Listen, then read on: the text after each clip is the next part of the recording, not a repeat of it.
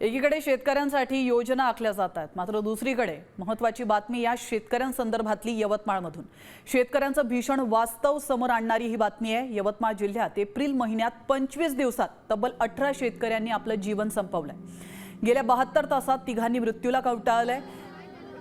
वाढतं कर्ज, नापिकी, निसर्गाचा लहरीपणा यामुळे बळीराजा हतबल होतोय. प्रशासनासमोर शेतकरी आत्महत्या रोखण्याचं मोठं आव्हान उभं ठाकलंय. शेतकऱ्यांसाठी कल्याणकारी योजना असून देखील त्यांची प्रभावी अंमलबजावणी होतीये का, हा गंभीर प्रश्न या निमित्तानं उपस्थित झाला.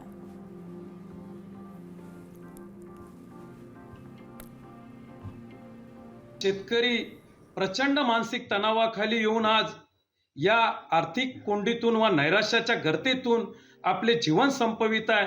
हे लोकशाहीला व या महायुती शासनाला या विषयाची संवेदना नसल्यासारखं झालेलं आहे. मी आपल्या माध्यमातून राज्य शासनाकडे मागणी करतो की त्यांनी तात्काळ शेतकऱ्यांच्या आत्महत्या थांबाव्या, यासाठी प्रभावी उपाययोजना विशेष बाब म्हणून यवतमाळ जिल्ह्यात राबवावी, अशी मागणी मी स्वाभिमानी शेतकरी संघटनेच्या माध्यमातून करतो.